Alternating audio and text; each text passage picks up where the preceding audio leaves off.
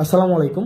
আপনারা সবাই জানেন যে আওয়ামী লীগ গত দেড় দশকের বেশি সময় ধরে পুলিশকে যেভাবে দলীয়করণ করেছে, এই দলীয়করণের ফলশ্রুতিতে আজকে আমরা জুলাই গণঅভ্যুত্থানে পুলিশের বিতর্কিত কর্মকাণ্ডগুলো আমরা দেখতে পেয়েছি। এবং শুধুমাত্র ক্ষমতায় টিকে থাকার জন্য হাসিনা এবং আওয়ামী লীগ পুলিশকে লাঠিয়াল বাহিনী হিসেবে, পুলিশকে স্ট্রিট সোলজার্স হিসাবে রাস্তায় নামিয়ে দিয়েছে এবং ছাত্র নাগরিকের উপরে নারকীয় হত্যাকাণ্ড চালিয়েছে। এবং এই যে পুলিশের এই বিতর্কিত ভূমিকাটির কারণে আজকে আস্থার সংকটে সমগ্র পুলিশ বাহিনী পড়েছে। এবং আপনারা আরও জানেন যে গুটি কয়েক ছাত্রলীগের যে ক্যাডারদেরকে আওয়ামী লীগ নিয়োগ দিয়েছিল পুলিশে, সেই সব ছাত্রলীগের গুটি কয়েক পুলিশ সদস্যের ব্যক্তিস্বার্থের কারণে সমগ্র পুলিশ বাহিনী কিন্তু এই আওয়ামী লীগের দলদাস হিসেবে গত দীর্ঘ দেড় দশকের বেশি সময় ধরে আওয়ামী নির্যাতন, নিপীড়ন, গুম, খুন, হত্যার সাথে জড়িত হতে বাধ্য হয়েছে। এবং আপনারা জানেন যে আমরা বারবার করে বলছি যে সমগ্র সব পুলিশ অফিসারই কিন্তু বেনজির কিংবা হারুন নয়, আমাদের সব পুলিশ অফিসার কিন্তু এমন নয়।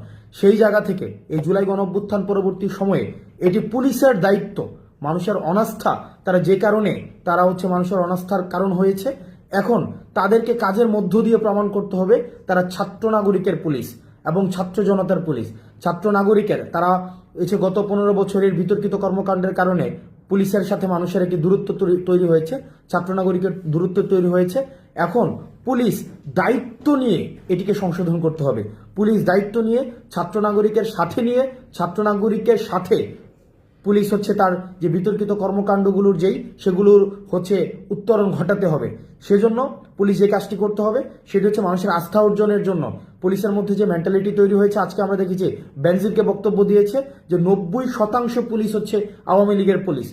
মানুষের আস্থা অর্জনে আপনাদেরকে এটি নিশ্চিত করতে হবে যে এই ফেসিবাদী আওয়ামী লীগ দীর্ঘ দেড় দশকের বেশি সময় ধরে মানুষের মানবিক মর্যাদা নষ্ট করেছে, মানুষকে যে ন্যূনতম যে হিউম্যান ডিগনিটি রয়েছে সেটিরও স্বীকৃতি দেয়নি।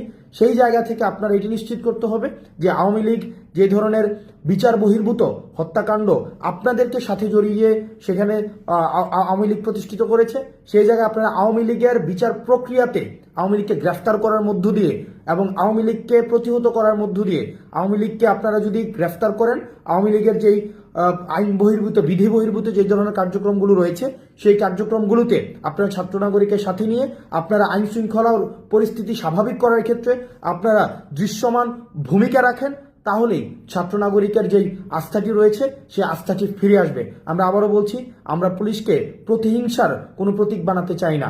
আওয়ামী লীগ আপনাদেরকে ছাত্র নাগরিকের বিরুদ্ধে সমগ্র পুলিশকে ছাত্র নাগরিক